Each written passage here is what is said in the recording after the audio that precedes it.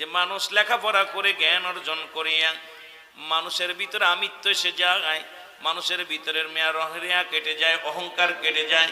কিন্তু মানুষ লেখাপড়া করে ঘুষ সুদ খাওয়া শিখেছে, যে মানুষগুলো লেখাপড়া করে দুর্নীতি ছাড়তে পারে নাই, যে মানুষগুলো ডিগ্রি অর্জন করে মুসলমান, ডিগ্রি অর্জন করার পর যার কাছে মানুষ নিরাপত্তা নেই, যে মানুষটা ডিগ্রি অর্জন করার পর যে মানুষ সুদের মধ্যে ঘুষের মধ্যে, এই মানুষগুলো মানুষ হতে পারে নাই।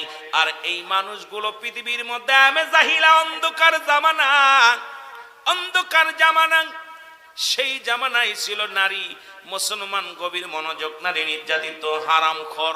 ওই জামানায় ছিল সুদ ঘুষ ব্যভিচার অন্যায়। সেই জামানার মধ্যে নূরের নবী রাহমাতুল লিল আলামিন আগমন করিয়া পৃথিবীর মধ্যে যে বাক্কা শহর মক্কা যদি মদিনা হয়ে গেছে, আমার আগের বক্তা বলে গেছেন যে নবীজির আগমনে ওই বাক্কা শরীফ